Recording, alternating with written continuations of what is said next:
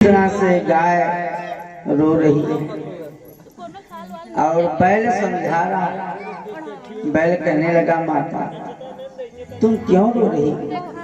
अरे तुम्हारा बंधु तुम्हें छोड़कर चला गया या कोई मित्र तुम्हें छोड़कर चला गया, आखिर तुम क्यों रो रही हो?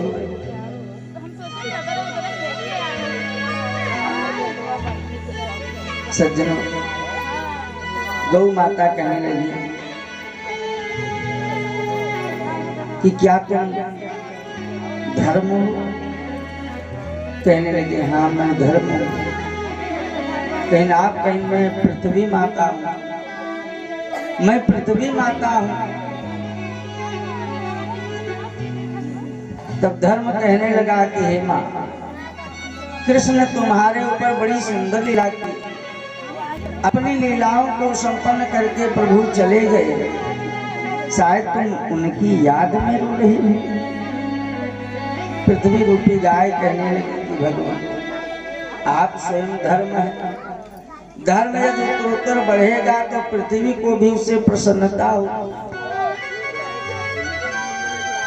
इस संसार धर्म का पालन नहीं करता, यह पाप में कलयुग की कुदृष्टि का शिकार हो गया है। इन दोनों की बातें राजा परीक्षित सुन रहे थे। पास में आए राजा परीक्षित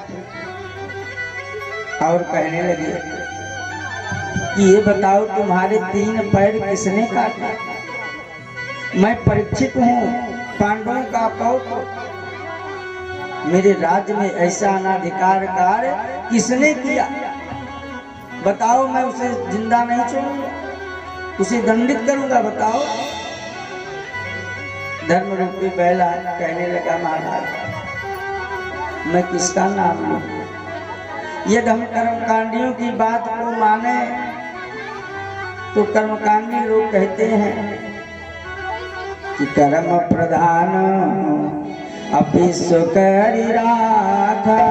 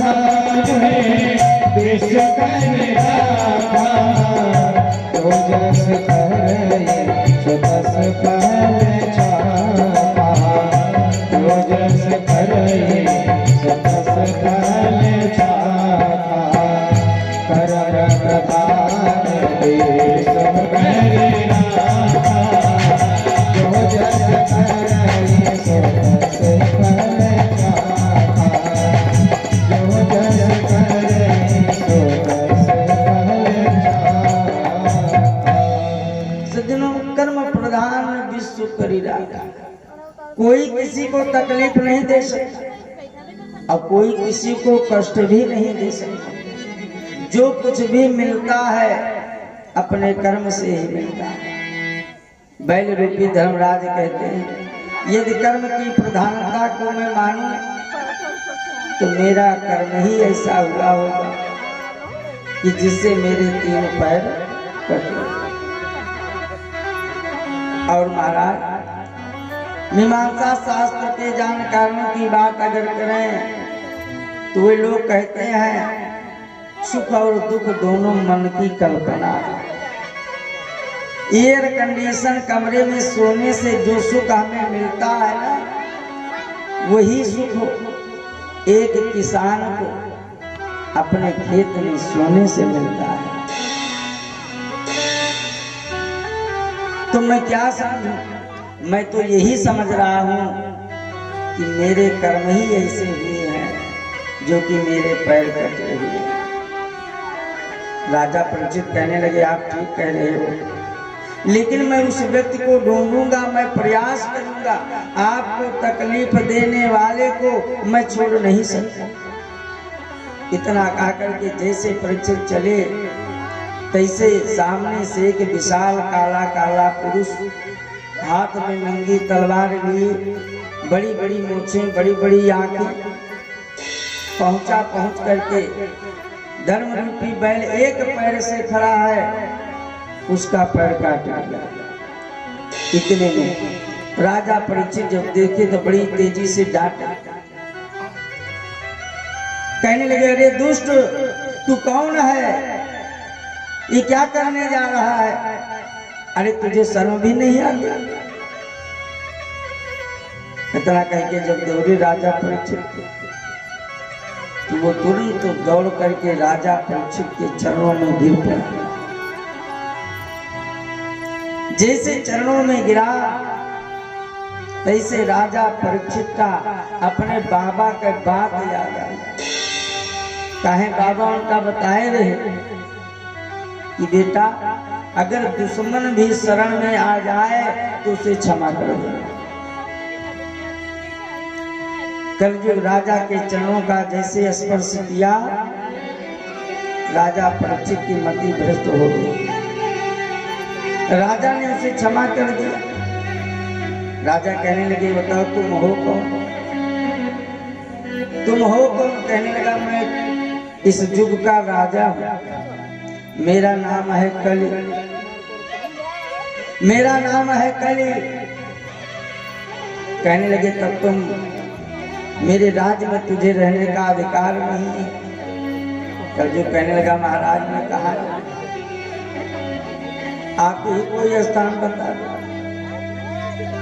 मैं वही स्थान पर रहूंगा। श्री परीक्षित महाराज को कलयुग के ऊपर दया आ गई। उन्होंने 4 जगह बताई कि जाओ, मैं तुम्हें 4 स्थान देता हूं। कौन कौन? धूतम पानम स्त्रिया शूना यत्रा धर्मस्य चतुर्विधि। धूतम यानी जुआ जहाँ खेला जाता हो, वहां जाकर के तुम कपट के रूप में रहना। पानम माने सुरापान, मानव को कैसे बर्बाद कर देता है, आप लोग खुद ही देखे होंगे, जानते हैं। शराब पीने वाले ऐसे ऐसे आदमी हैं जो गंदी गंदी नालियों में अवधों में पड़े रहते हैं। तो मद के रूप में कलयुग का वास, जहाँ पर शराब पी जाती है वहां पर, और पर स्त्री गमन, जहाँ पर पराय स्त्री का गमन होता वहां पर कलयुग का वास होता। और किसी भी प्राणी की हिंसा करना, इसमें कलयुग का वास होता है। विनीत जी महाराज ने लिखा है कि जिस जगह जुए बाजी हो,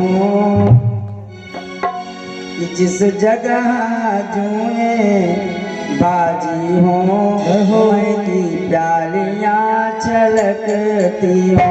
जिस जगह जुए बाजी हो, मैं की प्यालियां छलकती हो।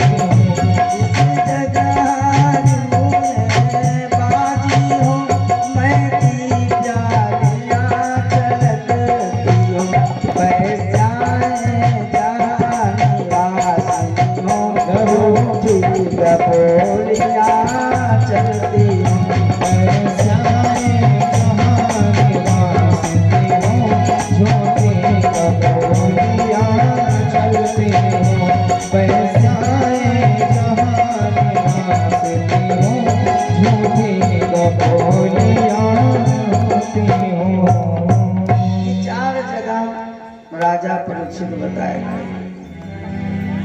अब कलयुग सोचेला कि जब तक राजा के ऊपर असर न हुए तब तक यह राज न रहा कि मतलब का। कलयुग देखत है कि राजा परीक्षित न जुआ खेलत थे, न राजा परीक्षित शराब पिए, न राजा परीक्षित पर स्त्री गमन करे, और ना राजा परीक्षित कौन हिंसा कर। सोते लागे हमसे कुछ ना करते थे कि राज ना हम रहा कैसे। कहने लगा कि हे महाराज, जितनी जगह आप बताए सब गंदी जगह है, अरे कोई अच्छा सा स्थान हमें भी दे दो, आपकी बड़ी कृपा हो। तो ना जाने कैसे राजा के मुंह से निकल गए कि जाओ तुम सोने में वास करो। भैया परीक्षित महाराज के मुकुट जो पहने रहा वो सोने का, वो भी सोने का था। कल जो छोटा रूप धारण करके मुकुट में जाकर के बैठ गया और फिर मस्तिष्क में प्रवेश कर गया। अब जैसे मस्तिष्क में प्रवेश के सके तैसे तो राजा के मति भ्रष्ट, बुद्धि में वृद्धि हो गई। तुरंत राजा के प्यास लगा। अब राजा पानी खोजे कहीं चल कर कि चला भूपो और लागी कछु प्यासा।